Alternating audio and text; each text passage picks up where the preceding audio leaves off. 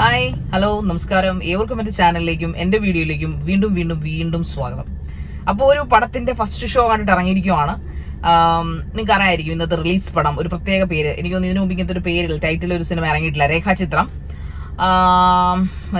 Directed by Jofin T Chacko, നിർമ്മാണം Venu Kunnappilly and John Manthrickal കൂടെ എഴുതിയിട്ടുണ്ട് രാമു സുനിലോട് ചേർന്ന്.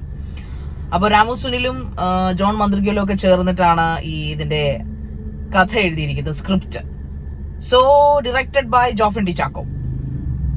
അഭിനയിച്ചിരിക്കുന്നത് നിങ്ങൾക്ക് എല്ലാവർക്കും അറിയാം, നിങ്ങളുടെ എല്ലാവരുടെയും പ്രിയപ്പെട്ട Asif Ali and Anaswara Rajan, Siddique and of course നമ്മുടെ മനോജ് കെ ജയൻ, എല്ലാവരും ഉണ്ട്, ഇന്ദ്രൻസ്, അങ്ങനെ കുറെ അധികം പേര്. വളരെ നല്ല ഒരു മിസ്റ്റിക് ക്രൈം ത്രില്ലർ അങ്ങനെ പറയുവാണെന്നുണ്ടെങ്കിൽ ഒരു ഡിസിപ്ലിൻഡ് ആയിട്ടുള്ള അടുക്ക് ചുറ്റോട് കൂടിയിട്ടുള്ള ഒരു മിസ്റ്റിക് ത്രില്ലർ. ഒരു മിസ്റ്റിക്, എനിക്ക് തോന്നുന്നു മിസ്റ്റിക് ത്രില്ലർ ഇത്രയും സമാധാനത്തോടെ എടുക്കാൻ പാടില്ല. അതുകൊണ്ടായിരിക്കാം മേ ബി അതൊരു ഗുമ്മടിക്കാൻ. പടം നല്ലതാണ്, ഗംഭീര പെർഫോമൻസ് ബൈ ആസിഫ് അലി. ആസിഫ് അലിയുടെ പെർഫോമൻസിനെ കുറിച്ച് പറയുകയാണെന്നുണ്ടെങ്കിൽ ഗംഭീര പെർഫോമൻസ് ബൈ അനശ്വര രാജൻ. അങ്ങനെ ഗംഭീര പെർഫോമൻസ്, അങ്ങനെ ഞാൻ പറഞ്ഞു എക്സാജറേറ്റഡ് ആയി പോയില്ലെന്ന് എനിക്ക് സംശയം. ഇപ്പൊ ആൾക്കാർ പറയുന്നത് എനിക്ക് ആസിഫ് അലിയെ കുറിച്ച് എപ്പോഴും കുറ്റം പറയാനാണോ? അതിന് കുറ്റമൊന്നുമല്ല. അങ്ങനെ ഗംഭീര പെർഫോമൻസ് കാണിക്കേണ്ട ഒരു സംഭവം ഒന്നും അതിനകത്തില്ല എന്നാണ് എനിക്ക് തോന്നിയത്. ആക്ച്വലി ഈ രേഖാചിത്രം എന്ന പടത്തില് അങ്ങനെ ഭയങ്കരമായിട്ട് പെർഫോമൻസ് കാണിച്ചു തകർക്കേണ്ട ഒരു പടമല്ല. എന്നുവെച്ചാൽ അങ്ങനെ ഒരു സിറ്റുവേഷൻ അത് വരുന്നില്ല. ഈവൻ ഇതിനകത്തൊരു ക്രൈം നടക്കുന്നെങ്കിൽ പോലും ക്രൈം സീനിൽ പോലും എന്താ പറയുന്നു, ആവശ്യത്തിന് വേണ്ട പിടിവലി പോലും ഇല്ല എന്നുള്ളതാണ് ഈ ചിത്രത്തിന്റെ ഒരു പോരായ്മയായിട്ട് എനിക്ക് തോന്നിയിരിക്കുന്നത്. പടമൊക്കെ കൊള്ളാം, പഴയ വീഞ്ഞ് പുതിയ കുപ്പിയിലിറക്കി കുറച്ചുകൂടെ എന്താ പറയാ നല്ല മനോഹരമായിട്ടുള്ള ഒരു ക്രിസ്റ്റൽ കുപ്പിയിലൊക്കെ ഇറക്കി കുറച്ചുകൂടെ രുചിയിലൊക്കെ ചെറിയ ചെറിയ വ്യത്യാസങ്ങളൊക്കെ വരുത്തി ചെയ്തിരിക്കുന്ന ഒരു ഡീസന്റ് പടം നമുക്ക് ബോറടിക്കത്തില്ല. നമ്മളെ ഒരു തരത്തിലും ഉറക്കമൊന്നും നമുക്ക് വരില്ല. ഒരു 2.10 മിനിറ്റ് 15 മിനിറ്റ് ഉള്ള ഒരു പടമാണ്. 2.25 മണിക്കൂർ ഈ പടമുള്ളൂ. വ്യത്യസ്തത എന്ന് ചോദിച്ചാൽ ഇതെടുത്ത് വെച്ചിരിക്കുന്ന രീതി വ്യത്യസ്തമാണ്. ഞാൻ പറഞ്ഞില്ലേ, ഒരു ഭയങ്കര അറ്റൻഷൻ സ്ട്രാറ്റജീസ് എന്ന് പറയത്തില്ലേ, അതുപോലെ ഡിസിപ്ലിൻഡ് ആയിട്ട് എഴുതി വെച്ചിരിക്കുന്ന ഒരു പടം. വളരെ ഡിസിപ്ലിൻഡ് ആയിട്ട്, അതായത് ഓവറായിട്ടുള്ള ബാക്ക്ഗ്രൗണ്ട് സ്കോർ ഇല്ല, ഓവറായിട്ടുള്ള ചടുലതകളില്ല, ഡയലോഗ് റെൻഡിഷൻ ഇല്ല, ഒന്നുമില്ല.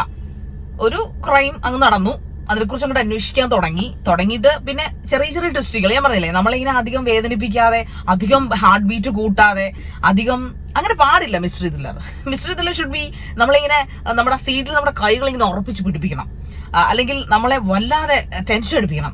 അങ്ങനെ ആയിരിക്കും ഒരു മിസ്റ്ററി ത്രില്ലർ. അങ്ങനെ ഒരു സാധനം ഈ പടത്തിലില്ല, രേഖാചിത്രത്തിലില്ല. ബട്ട് ഒരു നമ്മൾ ചില പടങ്ങൾ കാണാറില്ലേ, ചില പടങ്ങൾ കാണുമ്പോൾ നമുക്ക് തോന്നിയിട്ടില്ലേ, ഇതൊരു സാധാരണ ഒരു പടം. അപ്പോൾ മിസ്റ്ററി ത്രില്ലറിൽ അങ്ങനെ നമ്മളൊരു ഡെഫിനിഷൻ വെക്കുകയാണ്, അല്ലെങ്കിൽ അങ്ങനെ ഒരു ഗ്രൂപ്പിൽ ഇടുവാണെന്നുണ്ടെങ്കിൽ ഒരു സാധാരണ മിസ്റ്ററി ക്രൈം ത്രില്ലർ എന്ന് വേണമെങ്കിൽ പറയാം. പടം മോശമല്ല, ഒട്ടുമേ മോശമല്ല, വളരെ നല്ല പടമാണ്. പഴയ കാലങ്ങളൊക്കെ 1985 നടന്ന ഒരു സംഭവത്തെ ആസ്പദമാക്കിയിട്ടുള്ള അന്വേഷണമാണ്. ആ 1985 അതിമനോഹരമായി ചിത്രീകരിച്ചിട്ടുണ്ട്. അഭിനേതാക്കളൊക്കെ ഇന്നൊക്കെ എല്ലാവരും ഭയങ്കര കഴിവുള്ള ആൾക്കാരാണ്. പിന്നെ ആസിഫ് അലിയെ കുറിച്ച് ഇപ്പോഴും പറയുന്നത് സ്ഥിരം എക്സ്പ്രഷൻ മാത്രമാണ്. എനിക്ക് എന്ത് ചെയ്യാൻ പറ്റും? എനിക്ക് അദ്ദേഹം അഭിനയിക്കുന്ന പറയുന്നതല്ലേ പറയാൻ പറ്റുള്ളൂ. സ്ഥിരം ഒരേ എക്സ്പ്രഷൻ. അന്വേഷിപ്പിന് കണ്ടെത്തുന്നതിനകത്ത് എന്താണോ അദ്ദേഹം എക്സ്പ്രഷൻ ഇട്ടത്, അത് തന്നെയാണ് അദ്ദേഹം രേഖാചിത്രത്തിൽ എക്സ്പ്രഷൻ ഇട്ട് വെച്ചിരിക്കുന്നത്. പിന്നെ Anaswara Rajan, I love her, she is such a fantastic beauty. പക്ഷെ കോസ്റ്റ്യൂം, ഓസ്ലറിലെ കോസ്റ്റ്യൂം അല്ലേ നിൽക്കുന്ന ഒരു ചെറിയ ഡൗട്ട്സ് അപ്പോൾ തോന്നി. ബട്ട് അല്ല എന്ന് തോന്നാം. ബട്ട് എനിവേ ഡയറക്ഷൻ അടിപൊളിയാണ്, സ്ക്രിപ്റ്റ് ഓക്കെ, പാട്ടൊക്കെ ഉണ്ട്. അതല്ല ഞാൻ പറഞ്ഞത്. അതൊരു പടം എന്ന് പറയുമ്പോൾ ഈ ഭയങ്കരമായിട്ട് നമ്മളെ ഈ മിസ്റ്ററി ത്രില്ലർ എന്ന് പറയുമ്പോൾ, ഇപ്പൊ ഈ ഞാൻ എക്സാമ്പിൾ പറയുവാണെങ്കിൽ, കമ്പാരിസൺ പറയുമല്ലോ, എന്നാലും പറയട്ടെ, നിങ്ങൾക്ക് മനസ്സിലാൻ വേണ്ടി പറയാണ്. ഇപ്പൊ നമ്മൾ 5-ാം പാതിര ലൈറ്റ് അണയ്ക്കുന്നത് പോലും നമ്മുടെ ഹൃദയം ഇടിപ്പ് നിലപ്പിച്ച് കളയുന്ന രീതിയിൽ ലൈറ്റ് അണയ്ക്കുന്നത് പോലും, അല്ലെ, ഒരു സൗണ്ട് പോലും നമ്മളെ പേടിപ്പിക്കും. അതതിന്റെ ഒരു എക്സ്ട്രീമാണ് 5-ാം Pathira. It's a crime psychic thriller. And then അതിന്റെ നേരെ ഓപ്പോസിറ്റ് ആണ് രേഖാചിത്രം. ഇത് നമ്മൾ ഒരു തരത്തിലും പേടിപ്പിക്കാൻ വേണമെങ്കിൽ സീക്വൻസ് അവർക്ക് ഇടാമായിരുന്നു. കുറച്ചുകൂടെ ക്രൈം സീനൊക്കെ കുറച്ചുകൂടെ നന്നാക്കാമായി, കുറച്ചുകൂടെ ഒരു മിസ്റ്റേക്ക് ആക്കാമായിരുന്നു. But they didn't do that. അതാണ് നോവലും ഈ സിനിമയും തമ്മിലുള്ള വ്യത്യാസം.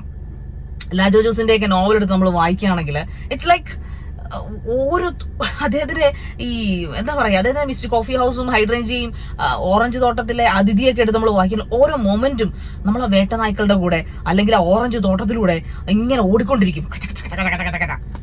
അങ്ങനെ ആയിരിക്കണം ഇവിടെ ആ ഒരു മിസ്റ്ററി ത്രില്ലർ എന്നാണ് പ്രേക്ഷക എന്നല്ല എനിക്ക് തോന്നിയിട്ടുള്ളത്. But this is not like that, not up to the mark. ഞാൻ മോശം പറയല്ല, ഇപ്പൊ പറഞ്ഞു തുടങ്ങാം സിനിമയെ നശിപ്പിക്കാല്ല, റിവ്യൂ ഓളുകൾ സിനിമയെ നശിപ്പിക്കാനല്ല. ഞാൻ പറഞ്ഞുകൊണ്ടൊന്നും സിനിമ നശിക്കില്ല. It's a nice movie.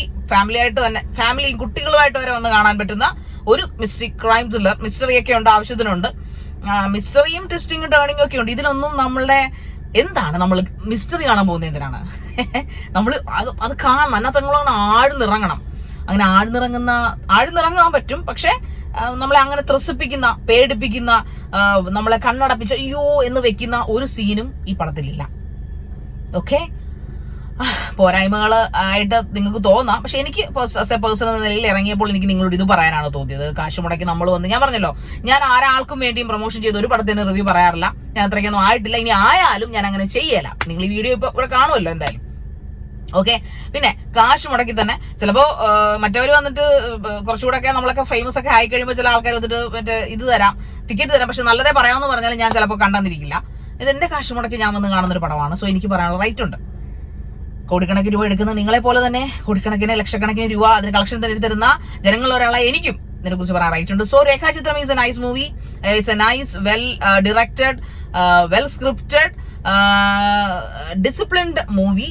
Not bombastic, not gigantic എന്ന് വേണമെങ്കിൽ പറയേണ്ടി വരും. സോ അങ്ങനെ ഭയങ്കരമായിട്ട് നമ്മളെ അങ്ങനെ ത്രസിപ്പിക്കുന്ന ഒന്നും തന്നെ ആ പടത്തിലില്ല. നല്ലതായിരുന്നു, കുറച്ചുകൂടെ നന്നാക്കാമായിരുന്നു, കുറച്ചുകൂടെ ത്രസിപ്പിക്കാമായിരുന്നു. അതാണ് എന്റെ ഒരു പരാതി. ഡയറക്ടറോട് എനിക്ക് പറയാനുള്ളത്, ജോഫിനോട് എനിക്ക് പറയാനുള്ളത്, കുറച്ചുകൂടെ ത്രസിപ്പിക്കാമായിരുന്നു. അതിനുള്ളത് സാധനം അതിനകത്തുണ്ടായിരുന്നു. ഈ ട്വിസ്റ്റിങ്ങും ടേണിങ്ങും ഒക്കെ നിങ്ങൾ ഇട്ടതുപോലെ തന്നെ ഇതിനകത്തുള്ള ക്രൈം സീനും അതോടൊപ്പം തന്നെ എന്താ പറഞ്ഞല്ലേ, ഇച്ചിരി പിടി വലിയോ എന്തോ എന്തൊക്കെയോ പ്രതീക്ഷയാണെന്ന് വന്നില്ല, അതുകൊണ്ടായിരിക്കാം മേ ബി. സോ നൈസ് വർക്കാണ്. എന്തായാലും keep going, all the best. And അടുത്ത സിനിമയുടെ വിശേഷങ്ങളുമായി കാണുന്നവരേക്കും ബൈ ബൈ, ടേക്ക് കെയർ.